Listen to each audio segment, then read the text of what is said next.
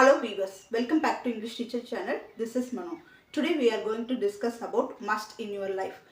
நம்ம வாழ்க்கையில must எங்கெல்லாம் நமக்கு பயன்படுது அப்படிங்கறத தான் நம்ம பார்க்க போறோம். என்னோட சேனலை நீங்க ஃபர்ஸ்ட் டைம் பார்க்கறீங்க இல்ல சப்ஸ்கிரைப் பண்ணாம பார்த்துட்டு இருக்கீங்க அப்படினா சப்ஸ்கிரைப் பண்ணிக்கோங்க. பக்கத்துல இருக்க பெல் ஐகானை கிளிக் பண்ணிக்கோங்க. ஃபாலோ பண்ணாதவங்க ஃபாலோ பண்ணிக்கோங்க.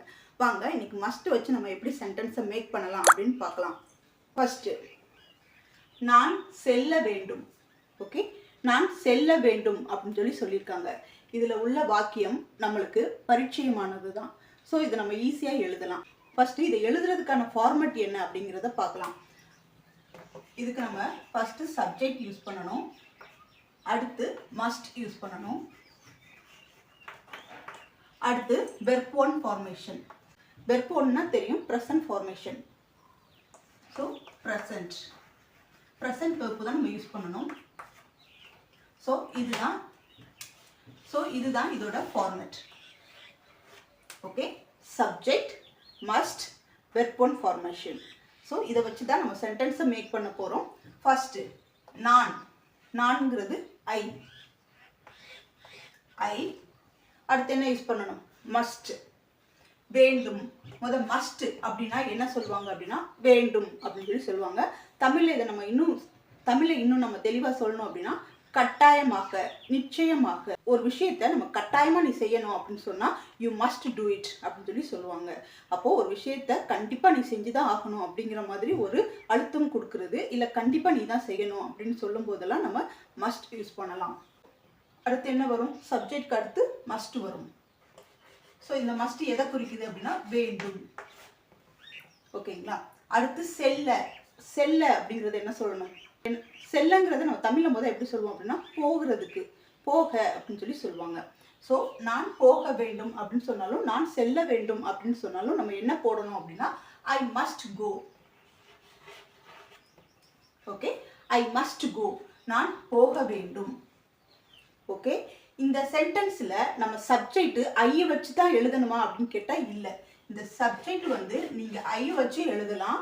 அது தவிர்த்து நீங்கள் சப்ஜெக்ட் ப்ரொனவுன் வந்திருக்கு இல்லையா, சப்ஜெக்ட் ப்ரொனவுனான 7 இதையுமே வச்சு யூஸ் பண்ணலாம். அது என்ன சப்ஜெக்ட் ப்ரொனவுன்? சப்ஜெக்ட் ப்ரொனவுன்னா I, you, we, they, he, she, it. இந்த 7மே சப்ஜெக்ட் ப்ரொனவுன். ஸோ நம்ம ஐ மஸ்ட் கோ, நான் போக வேண்டும், அல்லனா நான் செல்ல வேண்டும் அப்படின்னு சொல்கிறோம். அதுவே நீங்கள் யூ மஸ்ட் கோ அப்படின்னு சொன்னால் நீ போக வேண்டும், அப்படி இல்லைன்னா நீ செல்ல வேண்டும். இதே மாதிரி சப்ஜெக்டை நம்ம மாற்றி சென்டென்ஸை மேக் பண்ணலாம். தே மஸ்ட் கோ, அவர்கள் செல்ல வேண்டும். ஹி மஸ்ட் கோ, அவன் செல்ல வேண்டும். ஷி மஸ்ட் கோ, அவள் செல்ல வேண்டும். இந்த மாதிரி சப்ஜெக்டை மாற்றி நம்ம சென்டென்ஸை உருவாக்கலாம். ஸோ நெக்ஸ்ட் சென்டென்ஸ் பாருங்க. நான் முயற்சிக்க வேண்டும். ஸோ நான் ஐ போடுவோம், வேண்டும் அப்படிங்கிறத மஸ்ட் அப்படின்னு நம்ம போடுவோம். முயற்சி பண்ணுறதை நம்ம என்ன சொல்லுவோம்? Try. So I must try. I must try, நான் முயற்சிக்க வேண்டும். ஸோ ஐ மஸ்ட் ட்ரைங்கிறது நான் முயற்சிக்க வேண்டும். இதுவே யூ மஸ்ட் ட்ரை, நீ முயற்சிக்க வேண்டும். ஹி மஸ்ட் ட்ரை, அவன் முயற்சிக்க வேண்டும். ஷி மஸ்ட் ட்ரை, அவள் முயற்சிக்க வேண்டும். பி மஸ்ட் ட்ரை, நாங்கள் முயற்சிக்க வேண்டும். இந்த மாதிரி நம்ம மாற்றி சென்டென்ஸை ஃபார்ம் பண்ணலாம். இப்போ நெக்ஸ்ட் சென்டென்ஸ் பாருங்க. நான் சொல்ல வேண்டும் அப்படின்னு சொல்லியிருக்காங்க. ஸோ இங்கே நம்ம என்ன யூஸ் பண்ணணும் அப்படின்னா ஐ மஸ்ட், இங்கே சொல்ல அப்படின்னு சொல்லியிருக்காங்க. அதனால நம்ம இங்கே என்ன போடணும் அப்படின்னா say. I must say. You must say, நீ சொல்ல வேண்டும். ஹி மஸ்ட் சே, அவன் சொல்ல வேண்டும். தே மஸ்ட் சே, அவர்கள் சொல்ல வேண்டும். இந்த மாதிரி நம்ம சொல்லலாம். இதே பாருங்க, இங்கே சொல்ல வேண்டும்னு எழுதியிருக்கு, இங்கே பேச வேண்டும்னு எழுதியிருக்கு. ஓகே, நான் பேச வேண்டும். சொல்ல வேண்டும் அப்படின்னா சே போடணும். அதுவே பேச வேண்டும் அப்படின்னா ஸ்பீக் அப்படின்னு போடணும். அப்படின்னா I must speak. I must speak, நான் பேச வேண்டும். we must speak, நாங்கள் பேச வேண்டும். they must speak, அவர்கள் பேச வேண்டும். she must speak, அவள் பேச வேண்டும். இந்த மாதிரி நம்ம எழுதலாம். ஏற்கனவே பார்த்த வாக்கியங்கள் எல்லாம் உங்களுக்கு புரிஞ்சதுன்னா இந்த வாக்கியங்கள்லாம் உங்களுக்கு டிரான்ஸ்லேட் பண்ணுறது ரொம்ப ஈஸியான ஒன்றா இருக்கும். அதனால இந்த வாக்கியத்தை நான் எழுதும்போது நீங்களும் என் கூட சேர்ந்து ட்ரை பண்ணிக்கிட்டே வாங்க. இப்போ முதல் வாக்கியத்தை பாருங்க, நான் பார்க்க வேண்டும் அப்படின்னு சொல்லியிருக்காங்க. ஸோ இதுக்கு என்ன யூஸ் பண்ணணும் அப்படின்னா பார்க்க, அது மட்டும்தான் நம்ம எழுத போறோம். ஸோ பார்க்கறது என்ன சொல்லுவோம் அப்படின்னா C. So I must see, I must see. Okay, இந்த ஐக்கு பதிலாக வேற சப்ஜெக்ட் என்ன வச்சு எழுதலாம் அப்படிங்கிறத நீங்க என்னுடைய கமெண்ட் பாக்ஸ்ல சொல்லுங்க. அதே மாதிரி நான் எழுத வேண்டும் அப்படின்னு சொல்லியிருக்காங்க. ஸோ எழுத அப்படிங்கிறத right. So I must right, I must right. பாத்தி இந்த வெர்ப் ஃபார்ம் எல்லாம் எப்படி இருக்கு அப்படின்னா வெர்ப் ஒன் ஃபார்மேஷன்ல தான் இருக்கு, அதாவது ப்ரெசன்ட் ஃபார்ம்ல தான் இருக்கு. ஸோ நான் கலந்து கொள்ள வேண்டும், நான்ங்கிறது ஐ, வேண்டும்ங்கிறது மஸ்ட், கலந்து கொள்றது என்ன சொல்லுவாங்க அப்படின்னா அட்டன். நான் கலந்து கொள்ள வேண்டும், ஐ மஸ்ட் அட்டன். இந்த மஸ்ட் ப்ரெசன்ட் டென்ஸ்க்கு மட்டும் தான் யூஸ் பண்ணணுமா அப்படின்னு கேட்டால் கிடையாது. இதை ப்ரெசண்ட்டுக்கும் யூஸ் பண்ணலாம், ஃபியூச்சருக்கும் யூஸ் பண்ணலாம். அடுத்து நான் கேட்க வேண்டும் அப்படின்னு சொல்லியிருக்காங்க. கேட்கறது என்ன சொல்லுவோம்? Listen. Yes, I must listen. நான் கேட்க வேண்டும். Okay, I must listen. நீ கேட்க வேண்டும், யூ மஸ்ட் லிசன். அவன் கேட்க வேண்டும், ஹீ மஸ்ட் லிசன். அவள் கேட்க வேண்டும், ஷீ மஸ்ட் லிசன். ஸோ நம்ம சப்ஜெக்ட் ஃபர்ஸ்ட் போடுறோம், அடுத்து மஸ்ட். ஃபர்ஸ்ட் சப்ஜெக்ட் வரணும், அடுத்து மஸ்ட் வரணும், அடுத்து என்னது வெர்ப் ஒன் ஃபார்மேஷன் வரணும். இப்போ மஸ்ட்டை வச்சு ஒரு சென்டென்ஸை எப்படி சிம்பிளா உருவாக்குறது அப்படிங்கிறத நம்ம பார்த்தோம். இந்த ஃபார்ம் எல்லாம் எதுல இருக்கு அப்படின்னு கேட்டா சப்ஜெக்ட் அண்ட் வெர்ப், இது ரெண்டு தான் நம்ம யூஸ் பண்ணி எழுதியிருக்கிறோம். ஐங்கிறது சப்ஜெக்ட், மஸ்ட் சி அப்படிங்கிறது வெர்ப். அதே மாதிரி ஐங்கிறது சப்ஜெக்ட், மஸ்ட் ரைட் அப்படிங்கிறது வெர்ப். ஸோ இங்கே மஸ்ட்டுங்கிறது வந்து ஹெல்பிங் வெர்ப்ஸ், அடுத்தது என்ன அப்படின்னா மெயின் வெர்ப்ஸ். ஸோ நம்ம ரெண்டு வெர்ப்ஸ் போட்டிருக்கோம், ஒரு சப்ஜெக்ட் போட்டிருக்கோம். ஓகே, அதனால இது சிம்பிளான ஒரு சென்டென்ஸ் தான். இதே சென்டென்ஸை கொஞ்சம் லாங்கா நம்ம எழுதலாம். இப்போ இந்த வாக்கியத்தை பாருங்க, நம்ம ஏற்கனவே எழுதின வாக்கியம் தான். நான் செல்ல வேண்டும் அப்படின்னு சொல்லி பார்த்தோம். அந்த செல்ல வேண்டும்க்கு நம்ம என்ன போட்டோம் அப்படின்னா ஐ மஸ்ட் கோ அப்படின்னு நம்ம போட்டோம்.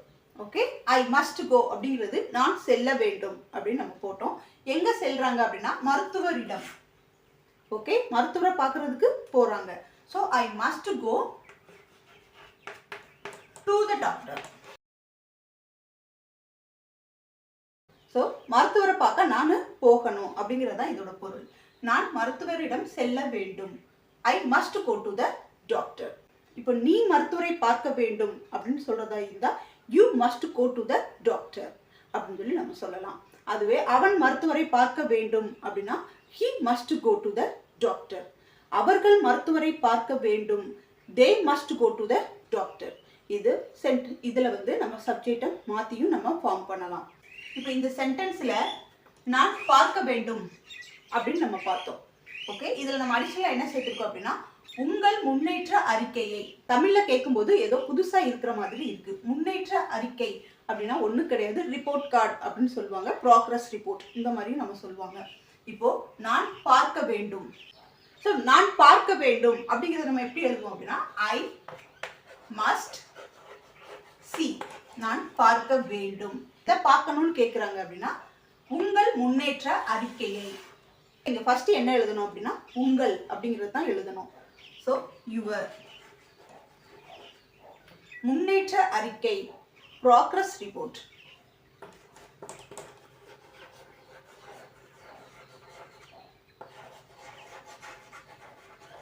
Progress report.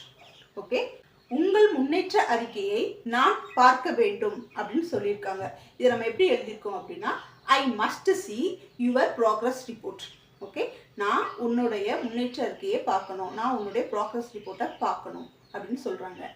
இதுவே நம்ம சப்ஜெக்டையும் ஆப்ஜெக்டையும் மாற்றி எழுதி பார்க்கலாமா? ஸோ ஐக்கு பதிலாக நம்ம யூ போட்டுக்கலாம். Okay, you must see my progress report. Okay, you must see my progress report. நீ பார்க்க வேண்டும் என்னுடைய ப்ராக்ரஸ் ரிப்போர்ட்டை. ஓகே, நீ பார்க்க வேண்டும் என்னுடைய முன்னேற்ற அறிக்கையை அப்படின்னு நம்ம எழுதலாம். ஸோ இந்த சப்ஜெக்டை மாற்றும் போது அந்த ஆப்ஜெக்டையும் மாறிடும். ஸோ இப்போ நெக்ஸ்ட் பாருங்க, நான் கல்லூரிக்கு கடிதம் எழுத வேண்டும். நான் எழுத வேண்டும் அப்படின்னு சொல்லி பார்த்தோம். அதுக்கு என்ன போட்டோம் அப்படின்னா I must right. I must right அப்படிங்கிறத நான் எழுத வேண்டும். அவங்க என்ன எழுதணும்னு சொல்கிறாங்க அப்படின்னா கல்லூரிக்கு கடிதம். ஸோ இப்போ யாருமே என்ன செய்யறது கிடையாது, லெட்டர் எழுதுறது கிடையாது. அதுக்கு மேலே என்ன பண்ணுறாங்க அப்படின்னா மெயில் தான் அனுப்புகிறாங்க. ஸோ இங்கே மெயில் அனுப்புறதையும் நம்ம கடிதம் அப்படின்னு சொல்லி எடுத்துக்கலாம். So I must right a mail to the college. நான் காலேஜுக்கு கடிதம் எழுதணும், காலேஜுக்கு மெயில் எழுதணும், இந்த மாதிரி நம்ம எழுதிக்கலாம். I must right a mail to the college. இப்போ நெக்ஸ்ட் சென்டென்ஸ் பாருங்க. நான் சொல்ல வேண்டும் நீங்க மிகவும் அழகாக இருக்கிறீர்கள் அப்படின்னு சொல்லலாம். இப்போ இந்த ரெண்டு சென்டென்ஸ்க்கும் நடுவில் நம்ம என்ன போட்டிருக்கோம், கமா போட்டிருக்கோம். நான் சொல்ல வேண்டும் நீங்க மிகவும் அழகாக இருக்கிறீர்கள் அப்படின்னு போட்டதுனால இது ரெண்டு சென்டென்ஸாக மாறி இருக்கு, கமா போட்டிருக்கோம். ஒருவேளை நீங்க கமா போடாம இந்த சென்டென்ஸை எழுதுறதா இருந்தா நான் சொல்ல வேண்டும் நீங்க மிகவும் அழகாக இருக்கிறீர்கள் என்று இதையும் சேர்த்து எழுதணும். கமா போடாத பட்சத்துக்கு நீங்க இதையும் சேர்த்து எழுதணும். கமா போட்டு எழுதுனீங்க அப்படின்னா இந்த என்றுங்கிறது தேவையில்லை. ஓகேவா, என்றுங்கிறது தேவையில்லை. ஓகே, இப்போ இதை நம்ம மாற்றலாமா? நான் சொல்ல வேண்டும், நம்ம ஆல்ரெடி சொல்லியிருக்கிறோம். நான் சொல்ல வேண்டும் அப்படிங்கிறத ஐ மஸ்ட் சே. நீங்க மிகவும் அழகாக இருக்கிறீர்கள், நீங்கள் மிகவும் அழகாக இருக்கிறீர்கள் அப்படிங்கிறத you are extremely beautiful. You are extremely beautiful. Okay, நான் சொல்ல வேண்டும் நீங்க மிகவும் அழகாக இருக்கிறீர்கள் அப்படிங்கிறதுக்கு I must say, I must say you are extremely beautiful அப்படின்னு போடணும். அதுவே நம்ம சொன்ன மாதிரி நான் சொல்ல வேண்டும், இங்க கமா எடுத்துட்டு நம்ம எழுதுறதா இருந்தா நீங்க நான் சொல்ல வேண்டும் நீங்க மிகவும் அழகாக இருக்கிறீர்கள் என்று அப்படின்னு நம்ம தமிழ்ல எழுதணும்னா இங்க நம்ம கமா மட்டும்தான் போட மாட்டோமே தவிர வேற எதுவுமே அடிஷனலா எழுத மாட்டோம். சரியா, கமா மட்டும்தான் நம்ம எடுத்துருவோம், மற்ற எதுவுமே நம்ம இதில் அடிஷனலாக சேர்க்க மாட்டோம். இந்த மாதிரி எழுதுனாலே அந்த பொருள் வந்துடும். இதுக்கு எந்த மாதிரி ஆன்சர் வரும் அப்படிங்கிறத நீங்கள் பிளாஸ் பண்ணி வச்சுட்டு சென்டென்ஸை எழுதிக்கோங்க. எழுதிட்டு நம்ம எழுதுறதோட இது மேட்ச் ஆகுதா அப்படின்னு சொல்லி செக் பண்ணிக்கிட்டே வாங்க. இப்போ இந்த சென்டென்ஸ் பாருங்க. நான் கூட்டத்தில் கலந்து கொள்ள வேண்டும். நம்ம ஆல்ரெடி என்ன பார்த்தோம் அப்படின்னா நான் கலந்து கொள்ள வேண்டும் அப்படின்னு சொல்லி பார்த்தோம். அதுக்கு நம்ம என்ன எழுதணும் அப்படின்னா I must attend. I must attend அப்படிங்கிறது நான் கலந்து கொள்ள வேண்டும். ஓகே, நான் கலந்து கொள்ள வேண்டும் அப்படிங்கிறத ஐ மஸ்ட் அட்டெண்ட் அப்படின்னு நம்ம போட்டோம். எதில் கலந்துக்கிறதுக்கு சொல்லியிருக்காங்க அப்படின்னா கூட்டத்தில். ஸோ கூட்டத்தில் அப்படிங்கும்போது அடிஷனல் நம்ம என்ன சேர்க்க போகிறோம் அப்படின்னா த மீட்டிங். த மீட்டிங் இதை மட்டும்தான் நம்ம அடிஷனலாக சேர்க்க போகிறோம். ஸோ இங்கே மீட்டிங் வந்து வேர்பா அப்படின்னு சொல்லி கேட்டால் இல்லை, இந்த மீட்டிங் வந்து வேர்ப் எல்லாம் கிடையாது, ஒரு ஆப்ஜெக்ட் தான். இப்போ அடுத்த சென்டென்ஸ் பாருங்க. நீ படத்திற்கு வர வேண்டும் அப்படின்னு சொல்லி சொல்லியிருக்காங்க. இந்த மாதிரி சொல்லும்போது சப்ஜெக்ட் என்ன அப்படின்னா நீ, அப்போ யூ மஸ்ட். வர வேண்டும் அப்படிங்கிறத என்ன பார்த்தோம் அப்படின்னா come. You must come. Okay, you must come அப்படிங்கிறது வர வேண்டும். ஸோ படத்திற்கு அப்படிங்கும்போது டு த மூவி. இக்கு அப்படிங்கிறோம் இல்லையா, அந்த மாதிரி இக்குன்னு சொல்லும்போது டு அப்படிங்கிறத யூஸ் பண்ணணும். ஸோ படத்திற்குங்கும் போது டு யூஸ் பண்ணுறோம். நம்ம டு மூவி அப்படின்னு நம்ம போடக்கூடாது, அது தப்பு. To the movie. Okay, to the movie. So you must come to the movie. நீ படத்திற்கு வர வேண்டும். இப்போ அடுத்த சென்டென்ஸ் பாருங்க. நான் நம்பிக்கையுடன் ஆங்கிலம் பேச வேண்டும். ஓகே, பேச வேண்டும் அப்படிங்கிறத நம்ம என்ன பார்த்தோம், speak. I must speak. I must ஸ்பீக்னா நான் பேச வேண்டும். ஓகே, இங்க நம்பிக்கையுடன் ஆங்கிலம். ஓகே, நம்பிக்கையுடன் ஆங்கிலம்னு போட்டிருக்காங்க. ஃபர்ஸ்ட் ஐ மஸ்ட் ஸ்பீக்னு போட்டுட்டோம், பேச வேண்டும் அப்படின்னு நம்ம போட்டிருக்கோம். முதல்ல என்ன பேசணும் அப்படிங்கிறது தான் நம்ம ஃபர்ஸ்ட் எழுதணும். அப்போ இங்கே என்ன பேசணும்னு நினைக்கிறாங்க அப்படின்னா ஆங்கிலம் தான் பேசணும்னு நினைக்கிறாங்க. So I must speak English. I must speak English. நம்பிக்கையுடன் அப்படிங்கும்போது உடன் அப்படிங்கும்போது வித் அப்படின்னு நம்ம எழுதணும். So I must speak English with confident.